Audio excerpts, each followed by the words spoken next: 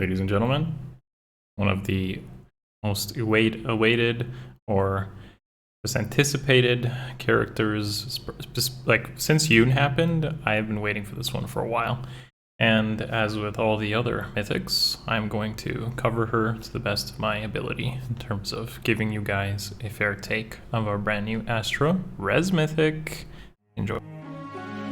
Let the lesson begin. Hey guys, Akariss here, bringing you another Fire Emblem Heroes video. Today's video is going to cover Ashera, because that's her brand new Astra Res Mythic. This is like long overdue, considering like Astra Season has played without a Res Mythic since literally forever, like never had that option. So it's cool that that exists now and should make some of the offense matchups more balanced, and hopefully you shouldn't see as many like res hitting nukes, with Ashera probably being more prominent-ish. This depends though, because I'm going to go into obviously the pros and cons of Ashera through this video, where she stacks up, and honestly what to expect using her, or how to deal with her, so to speak. Now remember, this is all my opinion, so just based on my experience playing tons of AR. So I would like start this off by saying that Ashera is interesting, but she's definitely not meta defining. Like she's not coming in like Fallen Edelgard and being like, here I am. The interesting thing here is that her supportive capabilities, and I did cover Ashera in my first impressions on her abilities and more like kind of more detail, but I want to add upon this. The interesting thing here is that she does enable tanks who otherwise suffered through debuffs. So she enables an ease of play style by saying, hey, you guys can all just like not care about panic anymore. It doesn't remove debuffs, so that's an important thing to consider. It's not nullifying debuffs, it's nullifying panic, which is still a pretty potent and common thing you'll see on defense. At least panic manner is fairly common. Now, panic staff and such, less common, but panic smoke definitely exists.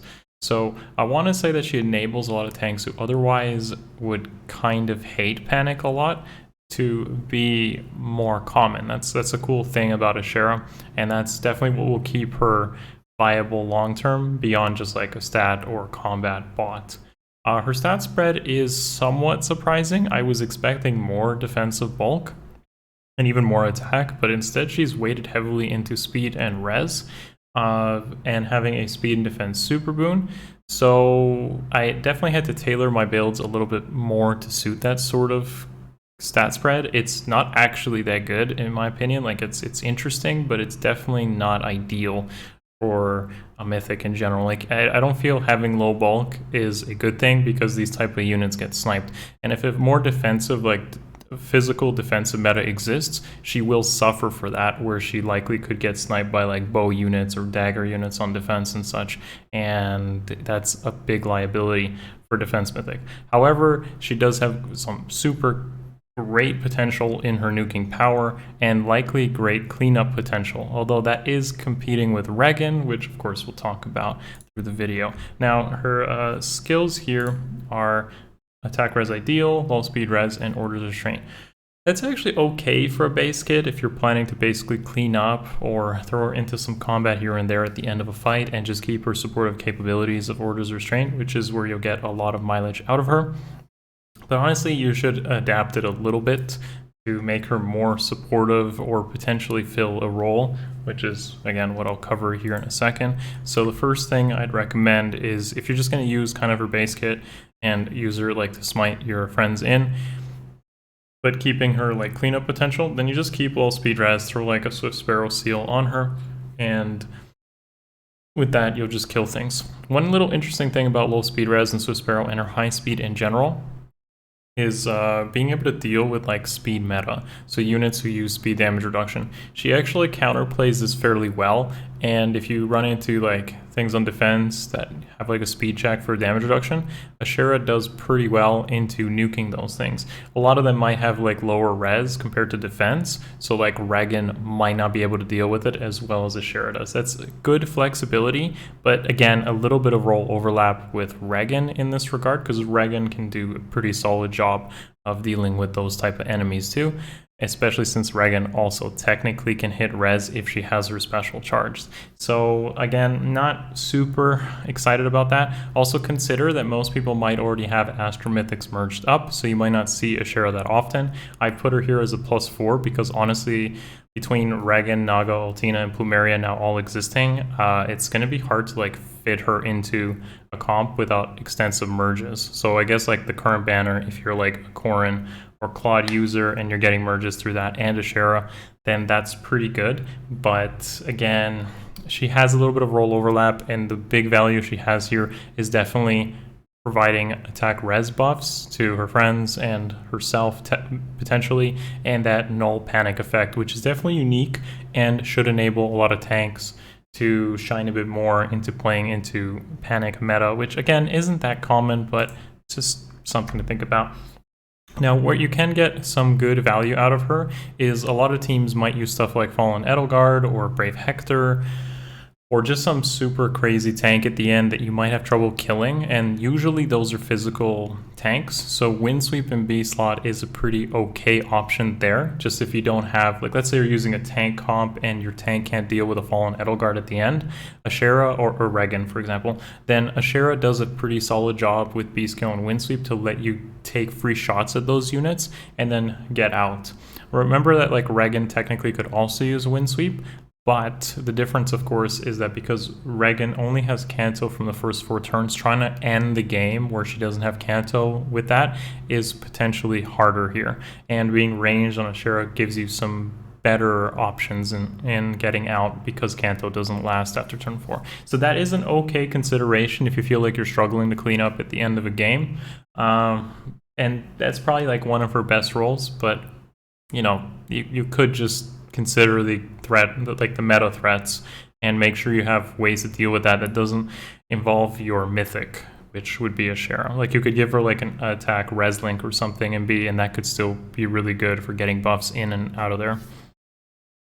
Okay, next thing is if you do end up like going full out on Ashera and you give her like all the merges possible, that probably could be repositioned instead of Smite, but essentially you could use her as a carry, like the solo no follow-up situations. She does pretty well here, and her defense super boon adds to this. So especially in bonus season, this would be really good. And the fact that she's colorless is also really good because that will give her neutral matchups against most things that aren't Raven. And Ravens on defense aren't that common. So having those neutral matchups, a pretty decent stat spread that just basically wants defense, makes her a pretty decent option as a carry unit because her attack is like sky high. It's like basically having a Blade Tome weapon without getting screwed by lull effects because you're just taking your allies' bonuses and then adding it to your own weapon instead of herself, her own bonuses, which could get nullified by tons of things. So, and of course, because she has a null panic effect on herself, that's also really good to kind of avoid some debuffs here and there. So I like this potentially if you go full out on Ashera. I think she could work as a carry. However, keep in mind that as time passes, these type of combat carry units tend to fall off over time. It's like Altina was really good, you know, on her release for about a year, and now she's like completely fallen off. You could still make her work, but at this point you need so much investment merges and such to really get some value out of that. I'm talking about, of course, Mythic Altina. So this could work, but you'd have a timing window to make it work, if anything. Now, if you also have a +10 Ashera, this does open you up for potentially a C-dual infantry for a few, like we don't have this yet, but once we do, you could essentially make her an arena mainstay. One thing to keep in mind here is you do need C-dual infantry because currently, even with her super boon, she only reaches 170, but with C-dual infantry, she would reach 175. And I think, again, she'd be pretty good there, providing buffs, no panic. You probably won't see panic too much in arena, but generally this would be pretty solid, and having a ranged colorless tome is a great addition and fulfilling a similar role where if you run into those crazy tanks at the end like Fallen Edelgard or Bacta or something and giving her Windsweep, she's just going to be able to deal with those threats really well. Now, despite all this like praise and uncertainty with Ashera, I'm going to give you guys my final like thoughts on this and where I rank her, starting with the Astra tier list. And unfortunately for you guys, I actually put her in the middle. I feel like Naga's actually like aged really well with Divine Fang, killing so many things that just like you otherwise might have had trouble with, like Syros, not really Duma, but definitely there is more of a dragon presence on defense, and Naga's Divine Fang has aged really well with that. But on top of that, Naga is a dragon, which means she enables beast teams. So just personally using Naga a lot, I've been able to use Pirate Tibar and Gale Force, I've been able to use Fallen Edelgard much easier because of Naga's existence. Aerobatics also is really great for creating great smite plays. So she's really flexible in this regard, and I do have to put her at a solid mid tier. And that's also where I'm going to really put Ashera, because she's kind of like a cleanup, potentially carry unit. And has some little bit of a bonus of that null panic effect, but that's really the extent of it. She's kind of like a mix of a combat and some minor support, whereas like Naga isn't really isn't combat, but her support is very strong between being a flyer for aerobatics mobility, and of course Divine Fang is huge right now, especially when you consider Syros is all over the place. So I gotta put them about the same. Now the top tiers are going to be Regan and Plumeria, and the reason for that is because Regan's a great cleanup unit. If you can close out your game within the first 4 turns or create a lot of movement there, then Kanto is going to win games, like hands down. Or Regan can be contributing to Gale Force strategies. She'll clean up. She has adaptive damage. Her special's already charged. You could there's just so much good that comes out of Regan that I cannot stress that enough, that you should preferably want Regan over Ashera when doing cleanup duty. Now Ashera does provide that extra res on your allies, and I think that's really good, if not the best buff you can give, but we've already been playing without it, and just by the existence of Ashera, people might adjust their defense to make it more defense hitting based.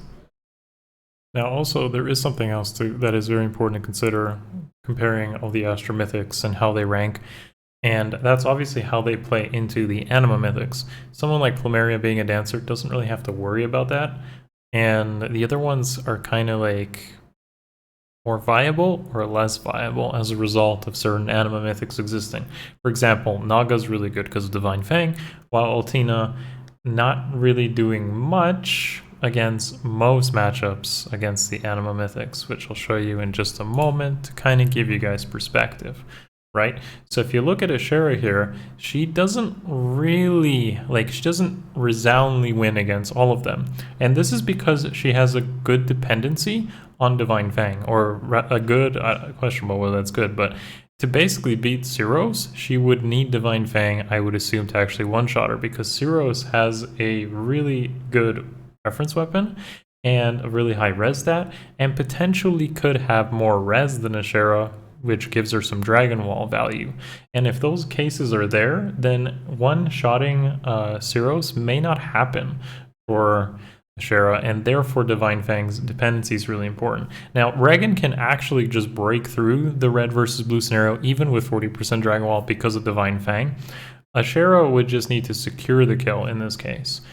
Now, Duma's whatever, but I'll put the Divine Fang there anyways, just to show you really the value of Naga and how you would want someone like Ashera to be matched up with Naga. I did mention that the res provide, the ability to give res to your allies is really important, but if people consider that Ashera will be more prominent, they might adjust their defenses with more defense hitting things, which again would increase the value of Naga and decrease the value of Ashera, just by the nature of, oh, these tanks now have res on them, let's put more defense hitting things on defense. Now I wanted to put Lif with a question mark here because Lif would absolutely one-shot Ashera back, and this is more like a one-on-one fight on who can one-shot who, because of his distant counter open the future kind of effect. So it depends. Like, for example, bonus seasons will make Ashera not as consistent when it comes to dealing with these mythics. Finally, because of Ashera's really high res and speed stat, she probably won't have much trouble against Thrasir, and she also has no panic, and Mira's whatever. I mean, technically Mira could hit Ashera pretty hard because of Ashera's low defense stat, but she'll survive that in most cases, unless you run into the random Brave Sword Mira, which in that case, again, would put Ashera a little bit down on value there. Yeah, this is basically my take on Ashera, folks. I think she is good, and there's definitely a certain thing I didn't mention here, which is Infantry Pulse. She could technically do this, and there isn't an Infantry Astra Mythic who could do that. So this is kind of cool if you were to HP stack her and use Infantry Pulse to maybe enable some teams if you wanted to, but that does give up the null panic and does lock you into more specific team comps. Again, not really worth sharing beyond that, nor do I really think it really makes her more viable. What does matter here is don't feel compelled or obliged to invest in Ashera, but potentially look for her in a more panic revolving meta, or potentially where you really need to one-shot things with magical damage, which I'm sure she will do pretty well. However, right now, I actually believe Regan, Naga, and Plumeria are probably your best Astra Mythic combinations, and Ashera just kind of falls either with them or in the middle, and that's about it. So yeah, guys, thank you guys for watching as always. Let me know what you think of Ashera in the comments below. Give the video a thumbs up if you haven't already. Sub to the channel if you want to see this continue. The content keep going. Please consider joining the Patreon in the description below. Love you all. See you in the next one. It's over.